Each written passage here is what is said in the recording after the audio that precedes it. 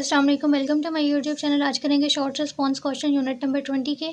Lecture start करने से पहले अगर किसी को फुल बुक नोट्स चाहिए फिजिक्स, केमिस्ट्री, पाक स्टडीज़ इन इंग्लिश, उर्दू, तो इंस्टाग्राम का लिंक बायो में गिवन है, उस पर जाके डीएम कर सकते हैं। उसके अलावा ऑनलाइन क्लासेस भी हर क्लास और हर सब्जेक्ट की अवेलेबल है।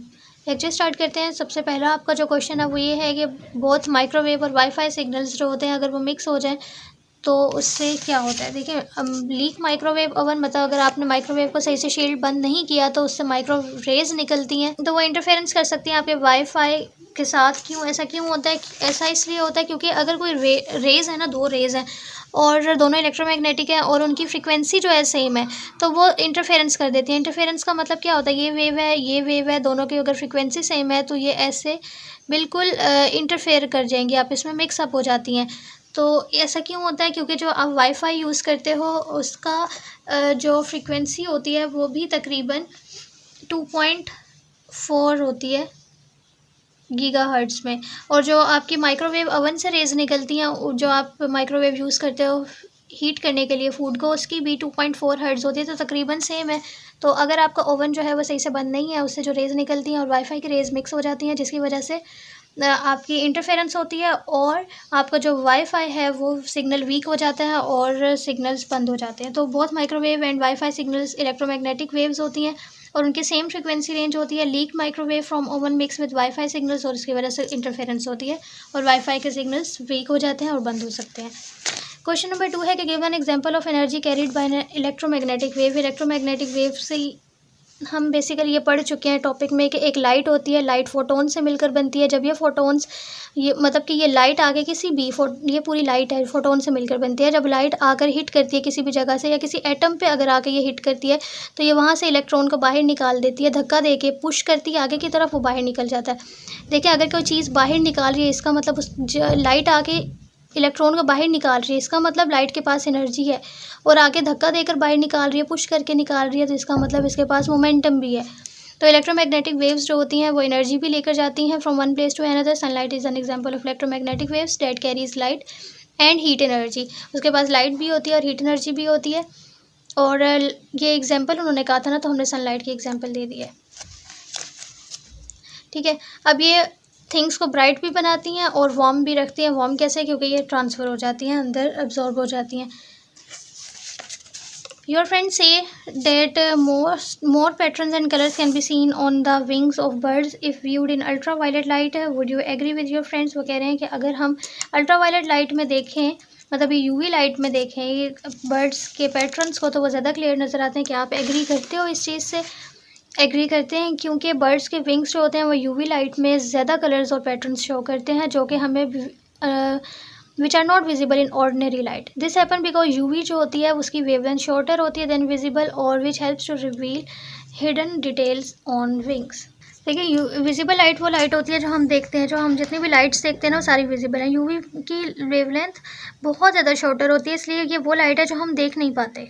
तो जो यूवी होती है ना उसकी वेवलेंथ छोटी होती है, इसलिए वो हमें छोटी छोटी भी डिटेल्स भी हमें दिखाती है जो हमें नॉर्मल आई से नज़र नहीं आती।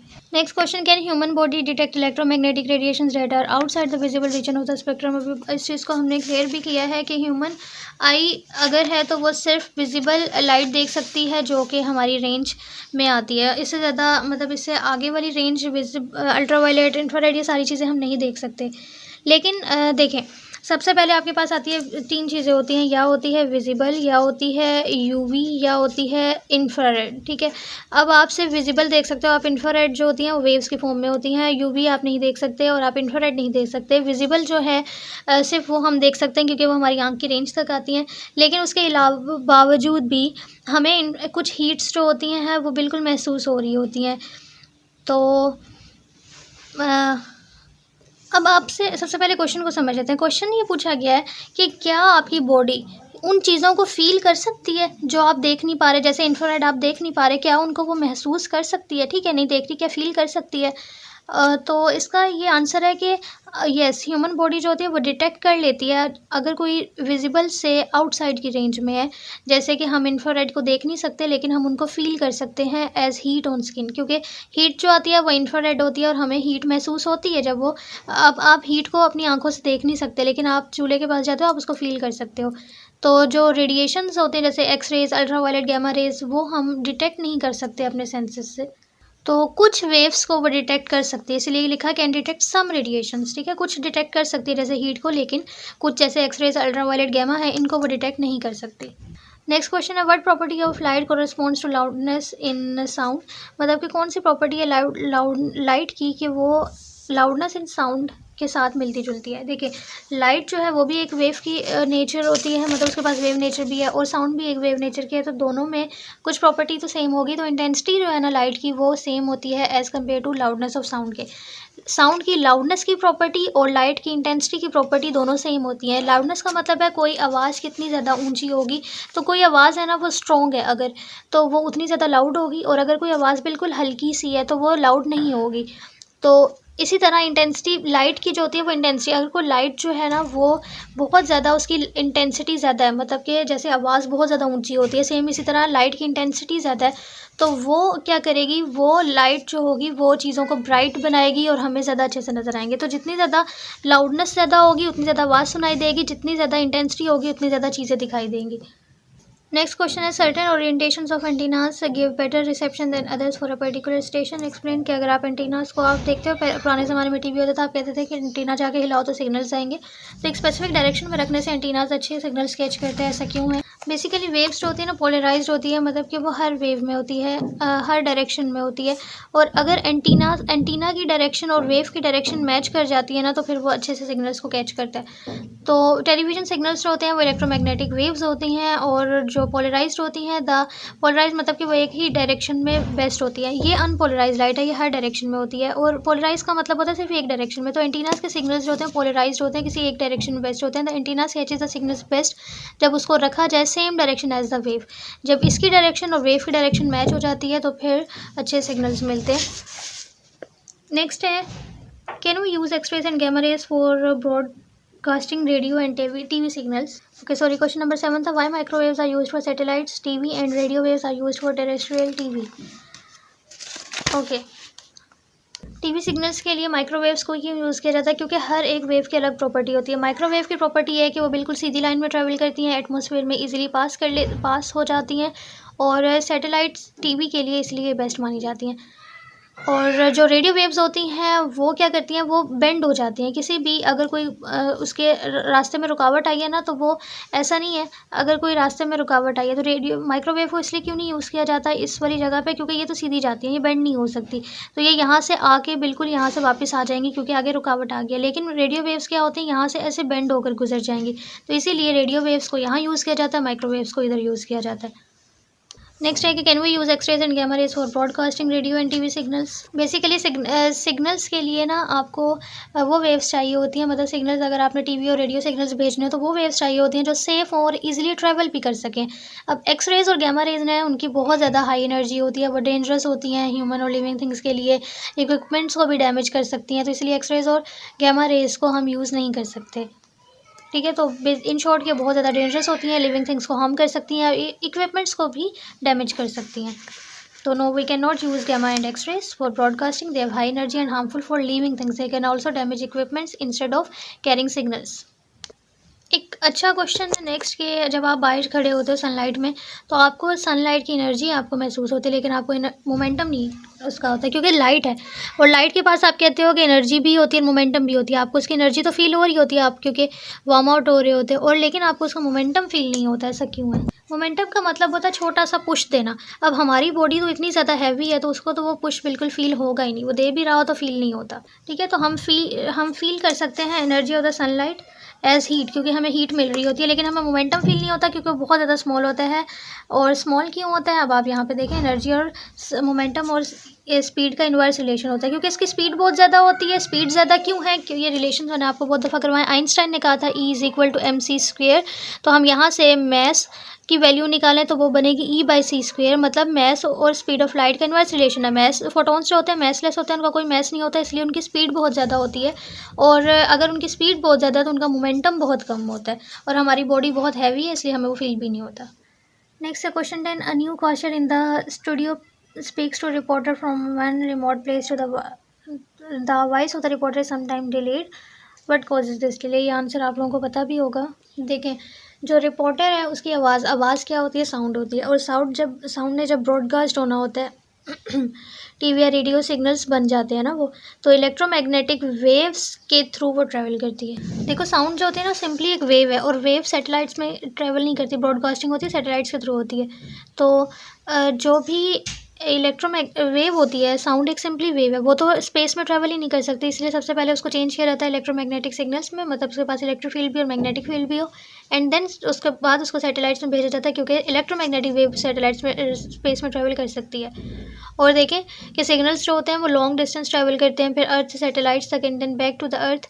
सबसे पहले वो अर्थ से सैटेलाइट तक गए और सैटेलाइट से दोबारा अर्थ तक आते हैं, तो फिर ये लॉन्ग डिस्टेंस जो होता है वो इसकी वजह से डिले आ जाता है रिपोर्टर्स की वॉइस में।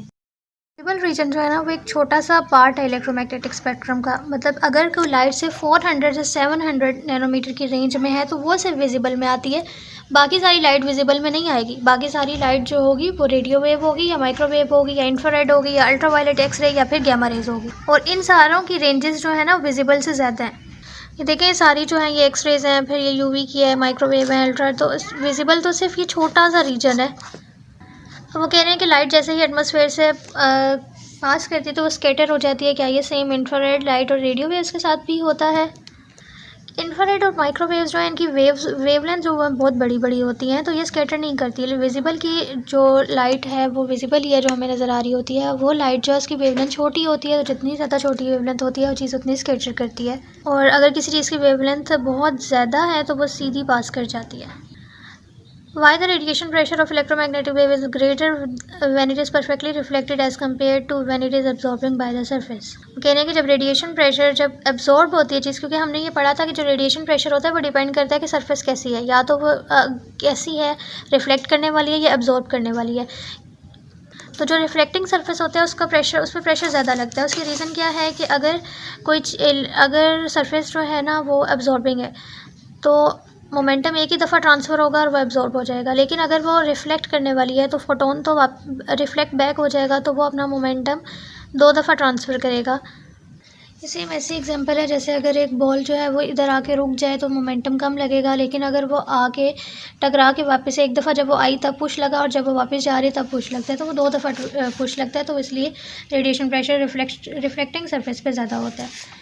नेक्स्ट है कि how are photons produce. Photons basically produce होता क्या है कि ये बहुत इंपॉर्टेंट कंसेप्ट है कि एटम है। जब ये एटम जो होता है ये नीचे वाला जो है ना शेल, वहाँ पे जो इलेक्ट्रॉन पड़ा हुआ है वो लो एनर्जी लेवल पर है, उसकी एनर्जी कम है, ऊपर होगा हाई एनर्जी पे। इसके ऊपर एक और शेल बना दूँ तो ये वाला लो एनर्जी पे हो जाएगा, वो ज़्यादा हाई पे हो जाएगा। तो इसीलिए इलेक्ट्रॉन्स क्या करते हैं, अपनी high energy low level energy से हाई की तरफ मूव करना ज़्यादा प्रेफर करते हैं। तो जब भी वो इलेक्ट्रॉन जंप करके हाई एनर्जी पर जाता है तो वो क्या करता है, अच्छा हाई से लो से हाई पे जाता है तो लेकर जाता है, लेकिन जब वो ऊपर चला गया और ऊपर से जब वो वापस आता है तो वो एनर्जी जो उसने ली थी ना वो एनर्जी बाहर निकालता है, और वो जो एनर्जी निकलती है फोटोन्स के ज़रिए निकलती है, ठीक है। जब वो यहाँ से ऊपर जाएगा तो वो एनर्जी एब्जॉर्ब करता है, ठीक है, ये एरो इस तरफ होगा, वो एनर्जी लेता है, लेकर इसके पास इतनी एनर्जी आई है कि वो हाई लेवल पर पहुँचा ना, क्योंकि वो तो लो लेवल पर था, उसको एनर्जी मिली कहीं से, वो हाई पे चला जाएगा। लेकिन जब वो हाई से वापस उसको अपनी जगह पर वापस आना होता है, जब वो हाई से वापस अपनी जगह पर आएगा तो वो एनर्जी बाहर निकालता है और वो एनर्जी फोटोन्स की फॉर्म में निकलती है। तो photons are produce when atom और मॉलिक्यूल लूज एनर्जी, ठीक है, जब वो एनर्जी बाहर निकालते हैं। This happen when electron jump from high energy level से नो एनर्जी लेवल की तरफ आते हैं और ये लूज़ करते हैं एनर्जी, और वो एनर्जी फोटोन्स की फॉर्म में होती है। फोटोन एक पार्टिकल ऑफ लाइट है जिसके पास एनर्जी और मोमेंटम होता है। नेक्स्ट लास्ट क्वेश्चन है, explain the reason that why clouds appear white in colour है। बेसिकली जो वाइट कलर होता है ना वो हर कलर का, जैसे रेनबो में 7 कलर्स होते हैं, वो 7 कलर्स को आप मिक्सड कर दो ना तो वो एक वाइट कलर बन जाता है। तो वाइट कलर बेसिकली मिक्सचर होता है ऑल डिफरेंट कलर्स का। ये हमने ऑप्टिक्स वाले टॉपिक में भी पढ़ा था। तो जो क्लाउड्स होते हैं ना वो छोटे छोटे ड्रॉपलेट से मिलकर बनते हैं, और जब सन की लाइट पड़ती है ना इन ड्रॉपलेट्स के ऊपर, ये क्लाउड्स है, क्लाउड्स किससे मिलकर बने, छोटे छोटे ड्रॉपलेट्स से मिलकर बने हैं। जब सन की लाइट जो है वो कौन सी होती है, मिक्स होता है सारे कलर्स का, जैसे इसमें रेड होता है, इसमें ऑरेंज होता है, इसमें येलो होता है, ग्रीन होता है, तभी तो ये वाइट फील हो रही होती है क्योंकि सारे कलर्स का मिक्सचर होता है। जब ये सनलाइट आके क्लाउड्स पे पड़ती है, मतलब क्लाउड्स के अंदर ड्रॉपलेट्स हैं उनके ऊपर पड़ेगी, तो वो लाइट हर डायरेक्शन में ना स्कैटर हो जाती है, हर डायरेक्शन में फैल जाती है। और जब सारी डायरेक्शन में फैल गई, मतलब कि ये लाइट जो आई है है ये हर डायरेक्शन में फैल गई है और हर मतलब लाइट जो आई है वो 7 कलर्स का मिक्सचर था और ये 7 कलर के मिक्सचर हर जगह फैल गए हैं। तो 7 कलर के मिक्सचर वाइट कलर के अपीयर होते हैं, इसलिए हमें क्लाउड्स वाइट कलर के लगते हैं।